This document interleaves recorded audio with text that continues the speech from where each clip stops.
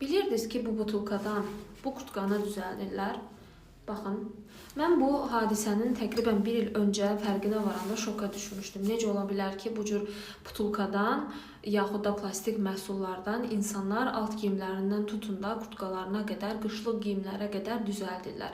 Üstəgəl də bunu məşhur mağazalar o qədər belə pəhpəhlə həm yüksək qiymətə satırlar, həm də ki etiketlərə iri-iri yazırlar ki, bu məhsul geri dönüşdürülmüş şeylərdən hazırlanmışdır. Nə bilim 90% geri dönüşmüş, 100% geri dönüşdürülmüş.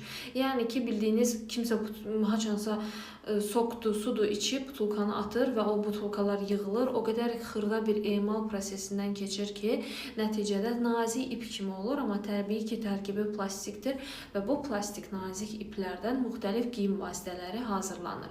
Əgər fikir vermisinizsə, geyimlərin etiketlərində görə bilərsiniz. Poliester, sonra akril, naylon, elastan, polipropilen, adını bəlkə də düzgün tələffüz edə bilmədim.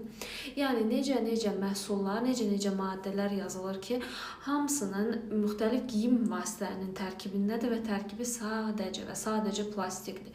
İraq olsun, kimin sözünə balaca kimi od düşsə, indiki vaxtda bütün paltarı yanacaq və dərisinin üstünə yapışacaq.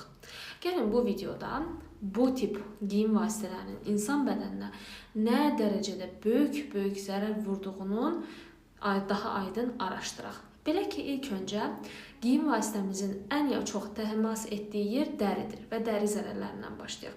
Məlum məsələdir ki, plastikdən düzəldiliyi üçün bu maddələr təbii ki, havanı yaxşı şəkildə keçirtməyəcəklər və nəticədə dərinin həm təri, bədəndən uzaqlaşdırma funksiyası, həmçinin də bakteriya tərkibi dəyişəcəyindən bu həm dəridə müxtəlif allergik proseslərin yaranmasına, həm tər vəzlərinin, həm də ki, müxtəlif intim problemlərinin yaranmasına gətirib çıxaracaq nəticədə və dəridə yaranan yaraların yaranmasına, bu yaraların isə gec sağalmasına qədər gətirib çıxara bilər.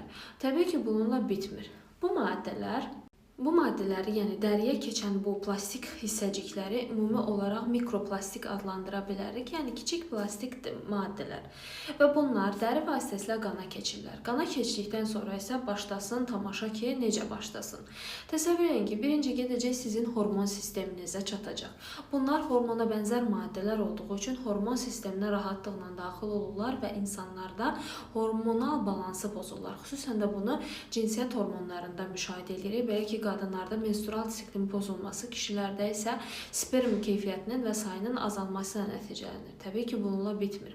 Daha sonra immun sistemə keçir. Təbii ki, bunlar yad maddələrdir. Bədən belə bir maddəyə alışmamışdır və bu mikroplastiklər gedir bizim immun sistemimizə çatır.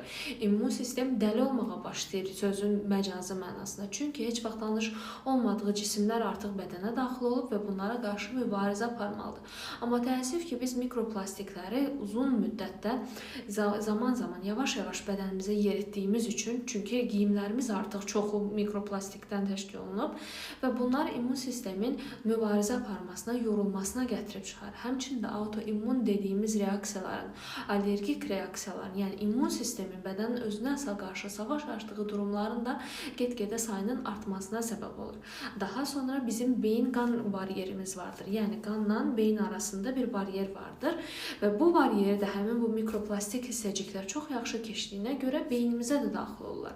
Nəticədə beynimizdə diqqət əksikliyi, fikir dağınıqlığı, daha sonra beyin strukturunun, daha doğrusu düşüncə fəaliyyətinin normal olmaması, düşüncələrdə dalğalanmalar, müxtəlif neyrodegenerativ risklər, yəni sinir sistemini sıradan çıxaran, sinir sisteminin toxumasını məhv edən proseslər ortaya çıxa bilər. Daha sonra və təbii ki, bir də baş ağrılarına da təbii ki, səbəb olur. Ağciyər sistemi, nəfəs yolu ilə də bu mikroplastiklər bizim ağciyərimizə gedir. Bədənin müxtəlif yerlərində allergik reaksiya yaratdığı kimi ağciyər və bronx sistemimizdə də allergik reaksiya yaradır və bu da yenə nəticədə asma xəstəliyinin, nəfəs darlığının artması ilə nəticələnir. Və bu mikroplastik hissəciklər qan vasitəsilə qaraciyərdə gedir, çatır. Qaraciyərində funksiyalarının pozulmasına səbəb olur. Qaraciyərdə də yenə başqa destruktiv proseslərin, yəni toxumanın funksiyasının get-gedə pozulub dağılması ilə nəticələnən proseslərin yaranmasına gətirib çıxarır. Gördüyümüz kimi bu müəyyən şirkətlərin bizə geri dönüşdürülmüş adı ilə satdığı Bəlkə də kimlər üçünsə bu ideyanı kəşf edən insan üçün böyük bir belə deyək ki, alqışlanacaq, bəlkə də öz aləmində hərəkət, amma nəticə etibarilə böyük insanlığa böyük bir zərər vurulan bu mikroplastiklərdən, butulkalardan, geyim vasitələrinin insan həyatına daxil olmasıyla insanın hormonal sistemindən tutun da düşüncə qabiliyyətinə qədər hər bir yerdə bu mikroplastiklərin zərərlərini müşahidə edirik və bu gedişlə təəssüf ki, gələcəkdə bunlar da çox olacaq. Buna görə də hər kəs özcə ən azından sağlamlığını qorumaq naminə bacaraq ki, bu tip geyim vasitələrimizdə, geyimlərimizin üstünə, xüsusilə də alt geyimlərimizdə, bunlar çox önəmlidir. Və əslində hər bir geyimimizdə poliester, elastan, akril, naylon falan filan bu tip yazıları görürsünüzsə bunlardan, bu geyim vasitələrindən bacardıqca uzaq olun. Təbii yundan hazırlanmış, kətandan hazırlanmış, pambıqdan hazırlanmış geyim vasitələrinə üstünlük verin. Çünki bunlar bizim dərimizə, bədənimizə mikroplastiklərdən fərqli olaraq elə də böyük bir ziyan vermir.